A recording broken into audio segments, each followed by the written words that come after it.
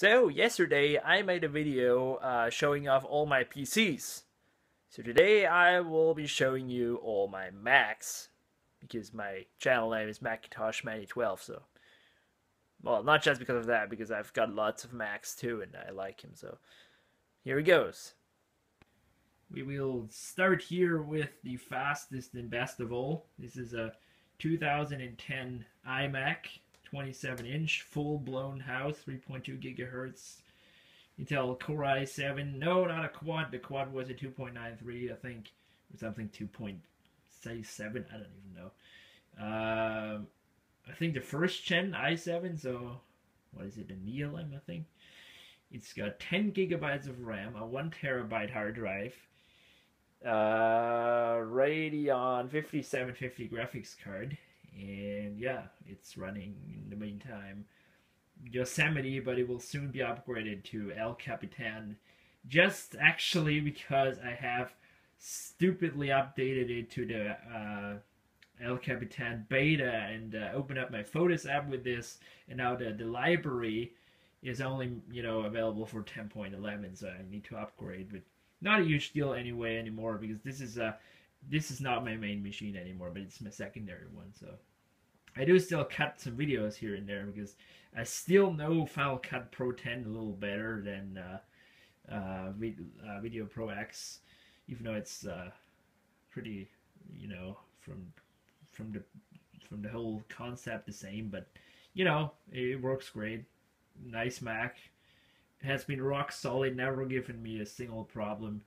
I purchased this with only 4 gigabytes of RAM, so as you can see, I kind of upgraded it to 10, which is a lot more.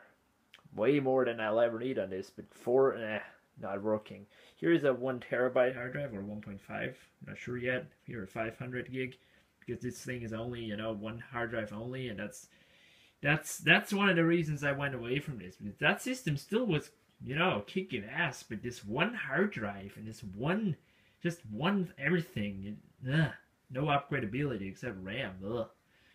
That's pretty much the reason why I upgraded from it. And the graphics card was also struggling here and there, but for what it is, for its age and everything, perfect little, no, not little at all, perfect, massive, good looking computer.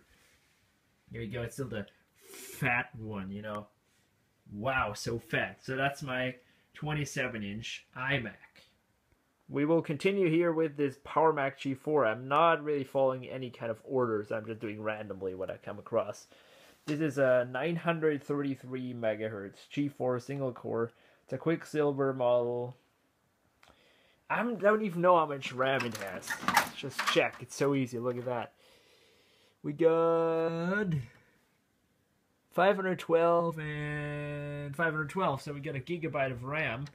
It's stock graphics, some USBs, 2s, and Firewire, and a fan to cool it all.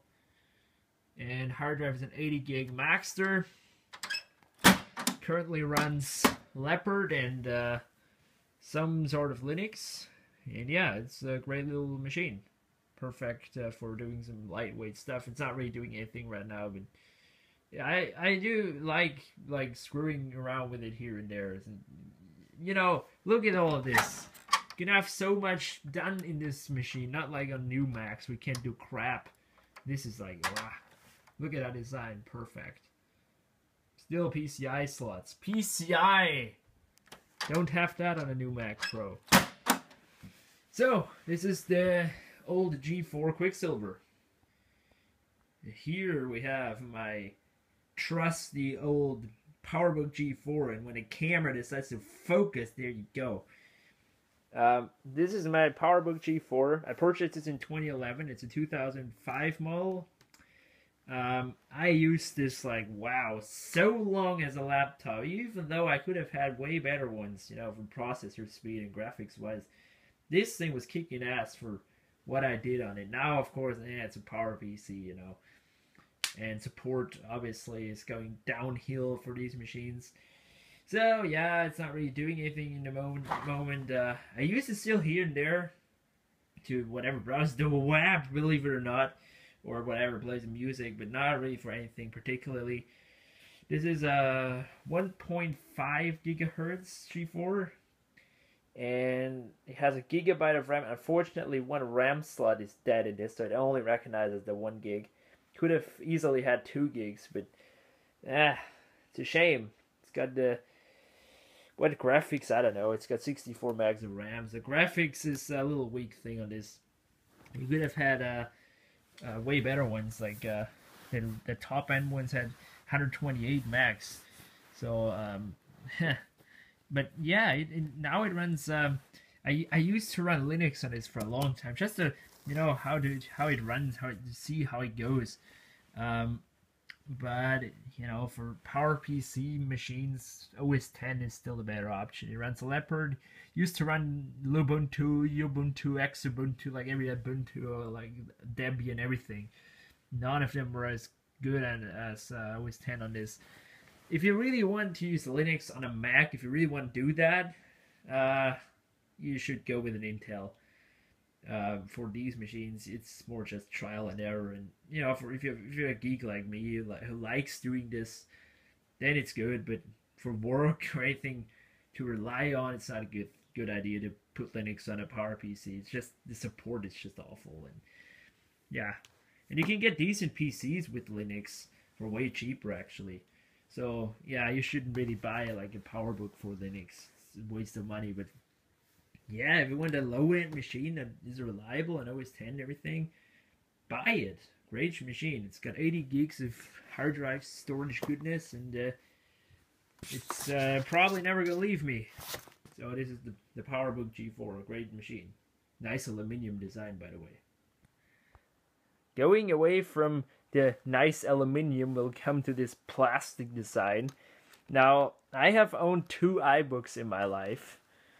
And I've worked on one, and on all 3, I screwed them up on all 3. The first one I ever had, you saw on this channel, it was a 900 megahertz G3, and it had this common graphics chip problem, where you put a coin against it, sometimes it helped, sometimes not. In the end, it just didn't work.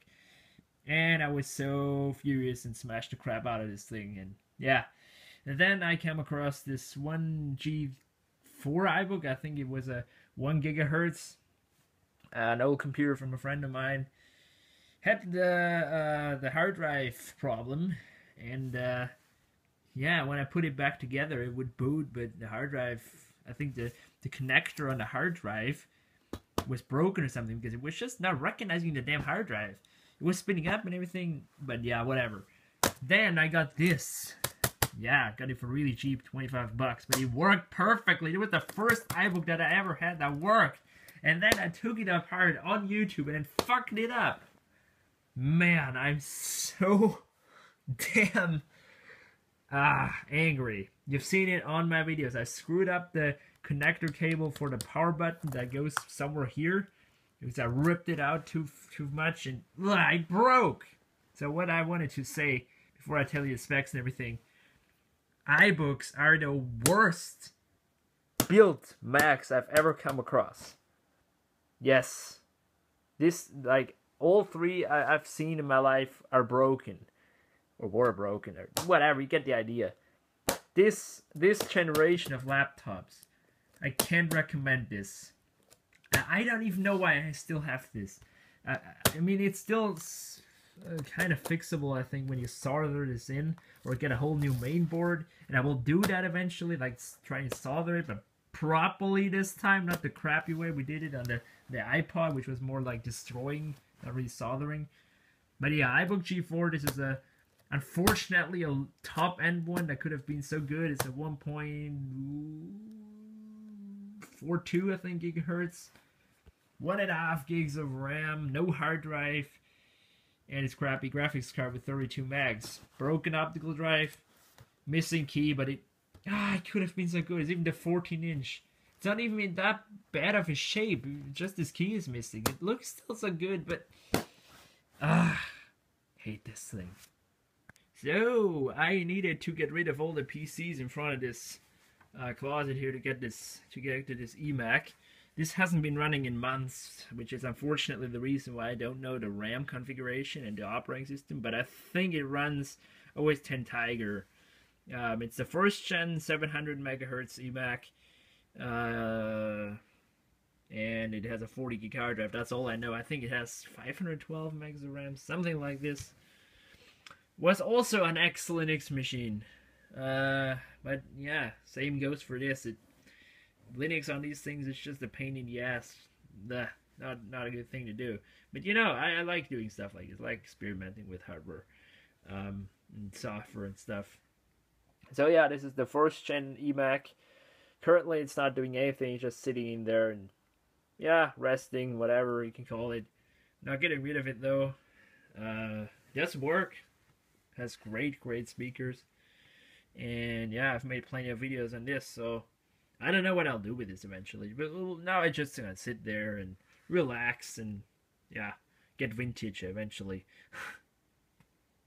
Well, guys, and if you figured it out by now, you probably recognize that I love iMac G3s. I've got 3 of these beautiful little things. Start with this here. This is a 400 megahertz model. It's a Ruby. It has 500 and something megabytes of RAM. I need to turn this on again. I think it runs OS 10.4 and OS 9 or 10.3. Maybe it runs Panther. I'm not sure. It's got a 30 gig hard drive. CD drive works perfectly. Beautiful color. I dig these iMac G3s. Like every time, like all of these I got for a killer deal.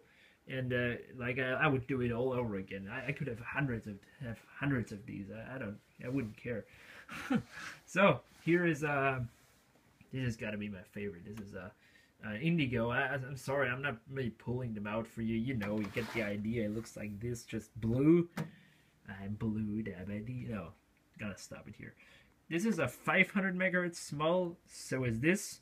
This has half a gig of RAM, or even a gig, I'm not sure. It runs Tiger. This is the one we upgraded, like, totally. It's got a DVD drive, an 80 gig hard drive, and lots of software on it that still supports the G3. I think it even has OS 9.2 on it. And here we have my little retro, I call it retro software server. This is a Snow iMac, also from 2000. It's got no optical drive. 256 megabytes of RAM, a really crappy, noisy 20 gigabyte Seagate, which I think is on its last turns, but as long as it works, I'm okay with that. Yeah, it runs macOS 10 Jaguar, which is 10.2. It's got tons and tons of software. It takes ages to boot up, but you get the idea. I've got lots of stuff on this. And yeah, I love iMac G3s. I could have had actually another Snow, but unfortunately that was pretty badly broken, you know, with the plastic all cracked up, and so I just thought nah. But yeah, I would like get one in rather good shape all the time. And these are all of my Macs. Hope you like this video. And I will see you in the next one, which, I don't know, maybe it features a Mac, maybe a PC, I don't even know. Maybe an iPhone, maybe an iPad, who cares? Goodbye.